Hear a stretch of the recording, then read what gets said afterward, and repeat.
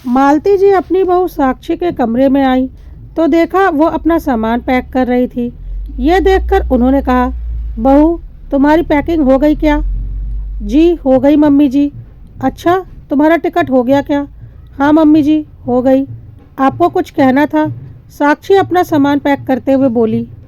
बहू वो मैं ये कह रही थी कि तुम कुछ दिनों के बाद मायके चली जाना।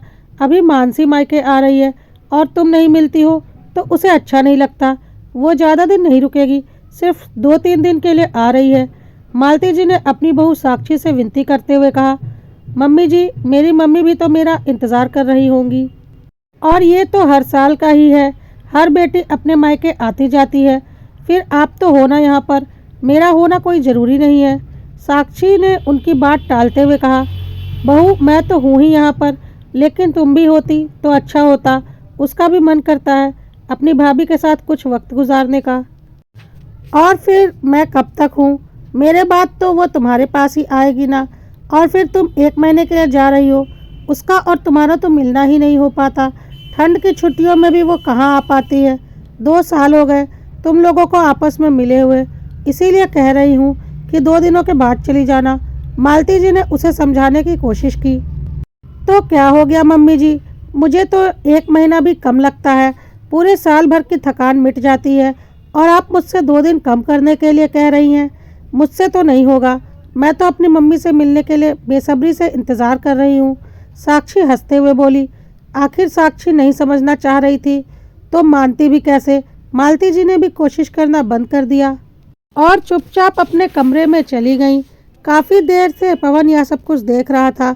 उसने कहा, साक्षी मम्मी कैसे तुमसे रिक्वेस्ट कर रही हैं और तुम इग्नोर किए जा रही हो। सिर्फ 2 दिन की तो बात है, रुक जाओ। और फिर ऊपर से झूठ भी बोल रही हो कि टिकट हो गई है। अभी कंफर्म कहाँ हुई है टिकट? टिकट तो वेटिंग में चल रही है। मैंने मम्मी के सामने इसलिए नहीं कहा कि उन्हें बुरा लगेगा। देखो पवन, मैं मानसी दीदी को यहाँ आने से रोक तो नहीं रही हूँ ना, पर मेरे मम्मी पापा भी तो साल भर मेरा इंतज़ार करते हैं कि उनकी बेटी उनसे मिलने आएगी, तो मैं उसमें कोई कमी नहीं रख सकती। मैं भी तो साल भर में एक बार ही जाती हूँ। और फिर टिकट क्या है, कंफर्म हो जाएगी। अगर नहीं भी होती है तो मैं उसे कैंसिल थोड़ी न करवाऊँगी, वेटिंग में ही चली जाऊँगी। साक्षी ने पलट कर कहा, ठीक है, टिकट हो भी जाए तो कैंसिल करवा दो। मैं इस बार तुम्हें कार से मायके छोड़ आऊँगा। और फिर मानसी भी तो साल में सिर्फ एक बार ही आती है और तुम यहाँ नहीं होती हो, उसका भी तो मन करता होगा तुमसे मिलने का। और सिर्फ 2 दिन की ही तो बात है, वो 2 दिन रुक जाओ फिर चली जाना, मना थोड़ी ना कर रहे हैं। पवन ने कहा, अरे मानसी दीदी से मेरी फ़ोन पर बात तो हो ही जाती है ना। कई बार हम वीडियो कॉल पर भी बात कर चुके हैं, फिर अलग से क्या मिलना।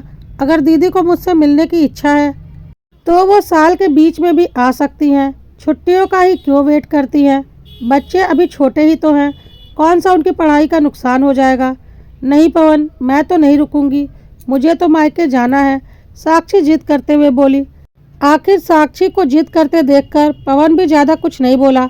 आखिर घर का माहौल खराब करने से क्या फ़ायदा। मानसी पूरे साल में सिर्फ 2-3 दिन के लिए ही आती थी। बच्चे स्कूल जाते थे और सास पिछले 3 साल से बिस्तर पर थी, इसलिए मानसी ज़्यादा वक्त नहीं दे सकती थी।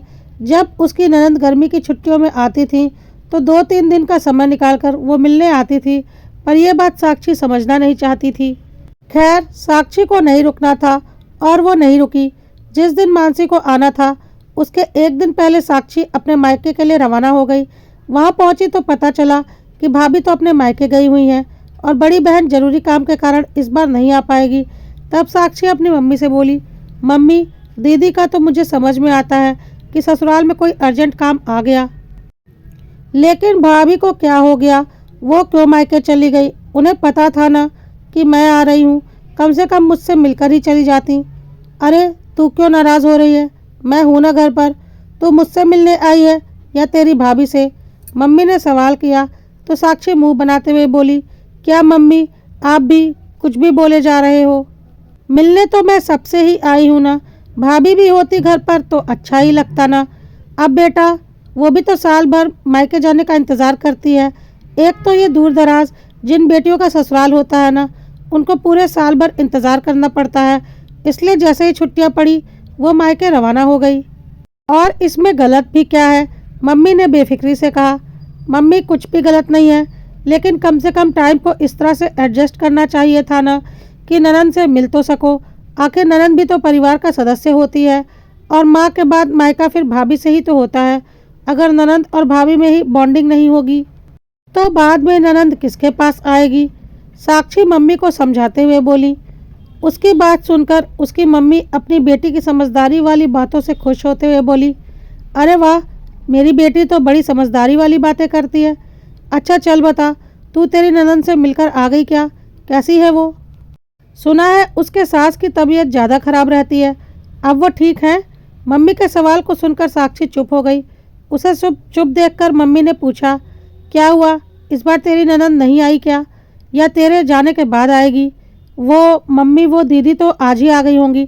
साक्षी ने हकलाते हुए कहा। आ गई होंगी? आ गई होंगी से क्या मतलब? आज आने वाली थी क्या? मतलब तुम मिलकर नहीं आई? वाह रे बेटा, सारी एडवाइस दूसरों के लिए, खुद को कुछ अमल नहीं करना है। जब खुद नहीं करती तो अपनी भाभी से क्यों उम्मीद करती हो?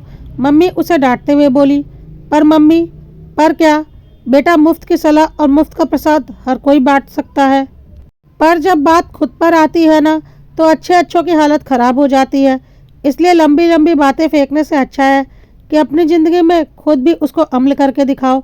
अपनी भाभी में कमी निकालने से अच्छा है पहले खुद की कमियों को दूर करो।